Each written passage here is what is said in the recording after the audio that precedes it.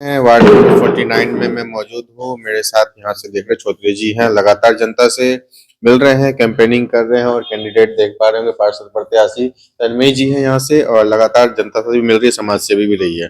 Sir से जानने की कोशिश करेंगे क्या उद्देश्य, क्या मुद्दा है आपका। उद्देश्य तो ये है कि जो हमारे वार्ड की समस्याएं हैं, जो व्यवस्थाएं हैं, उनको ठीक करने के लिए चुनाव लड़ा जा रहा है। मुख्य रूप से जो हम चुनाव लड़ रहे हैं वो हमारी किसी से निजी लड़ाई कोई नहीं। ये चुनाव जो लड़ा जा रहा है वो अपनी वार्ड की समस्याएं, अपनी क्षेत्र की समस्याओं के समाधान के लिए, कि जो समस्याएं आज धरातल पर अगर देखें, जो समस्याएं हम देखते आ रहे हैं कि सीवर की समस्या है, जल भराव की समस्या है, हाँ, नालियां चौक रहती हैं जैसे, तो वो जो कि धरातल पर अगर देखा जाए तो उनको वो वही की वही है। क्षेत्र की समस्याओं का कोई निर्धारण समाधान नहीं कर पा रहे। निवर्तमान पार्षद से लोग मुझे नहीं लगता खुश है। अब ये तो समय ही बताएगा खैर कि जनता का आशीर्वाद इस बार किसको मिलेगा और किसको नहीं। तो जो मैं ये लड़ाई जो लड़ रहा हूँ वो व्यवस्थाओं को ठीक करने के लिए लड़ रहा हूँ। यहाँ पे जैसे देखता हूँ भारतीय जनता पार्टी की कई सारी योजना जैसे आयुष्मान, राशन योजना, आवास योजना, उज्ज्वला, ये सब क्या घरों घर तक पहुंच रहा है या सिर्फ हवा हवाई रहता है। नहीं, ये देखिए क्या है, योजनाएं तो सरकार ने जो है चला दी है, लेकिन जो क्षेत्र के प्रतिनिधि कर रहे हैं, जो पार्षद है जिसका काम है उतारने का, वो लोगों तक नहीं पहुंचा पा रहे। लोगों के राशन कार्ड नहीं बने, लोगों के आयुष्मान कार्ड नहीं बने, लोगों के आधार कार्ड नहीं बन पा रहे। जो जिम्मेदारियां एक प्रतिनिधि की होती है वो उसको लोगों तक नहीं पहुंचा पा रहा है, वो उसमें सफल नहीं हुए। और मुझे लगता है कि जैसे जब जब जनता का आशीर्वाद हमें मिलेगा तो घर घर राशन कार्ड, घर घर आधार कार्ड, घर घर वोटर आईडी, सबके वोट, ये हमारे मुख्य उद्देश्य है कि हाँ, बिल्कुल बिल्कुल।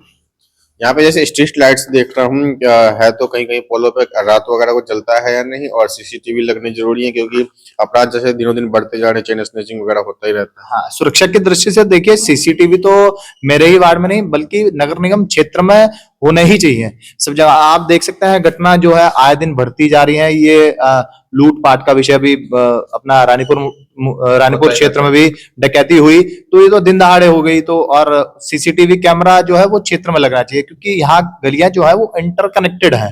कोई कहीं भी वारदात करे, कहीं से भी निकल सकता है। तो इस पे तो विशेष ध्यान देना चाहिए। सरकार की सहायता से हम जो है सीसीटीवी कैमरा वगैरह भी अपने वार्ड में लगवाएंगे। कोरोना की महामारी आई थी, कोविड से लोग परेशान थे, किस किस तरीके से आप लोगों ने लोगों की मदद की थी।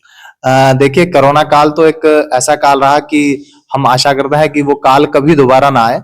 और बहुत समस्याएं थी लोगों को, बहुत लोग परेशान थे। तो हमने अपना जितनी हमारी शक्ति थी, सामर्थ्य था, उस हिसाब से मैंने निजी जो सहायता की वो अलग है। जो अपना संगठन द्वारा जो मुझे प्राप्त हुआ वो मैंने लोगों को घर घर तक पहुंचाया। राशन किटें बांटी, दवाइयां बांटी, सैनिटाइजर्स बांटे, मास्क बांटे, और जिसकी जो सहायता हो सकती थी वो हमने की।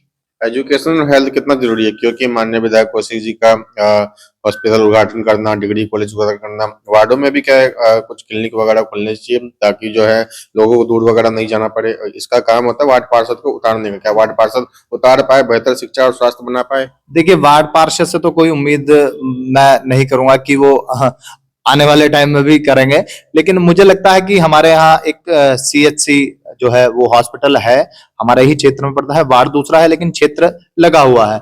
तो उसमें भी जो व्यवस्थाएं है वो सुधार करने चाहिए, अच्छे डॉक्टर्स आने चाहिए। लोगों को बाहर भागना पड़ता है, बाहर भागना पड़ता है तो फिर हॉस्पिटल का क्या काम। जब हॉस्पिटल सरकारी अपने क्षेत्र में ही है तो मुझे लगता है वहां भी हमें अच्छे से अच्छा डॉक्टर, अच्छी से अच्छी व्यवस्थाएं लोगों को वहां मिलनी चाहिए, जिससे उनको बाहर ना जाना पड़े। युवाओं के लिए क्या कोई हम खेल का मैदान यहाँ पे खोल सकते हैं, बुजुर्गों के लिए, महिलाओं के लिए क्या कोई पार्क बना सकते हैं, युवाओं को नशे की तरफ ना जाए, कोई लाइब्रेरी वगैरह खोल सकते हैं, कोई स्किल डेवलप करवा सकते हैं।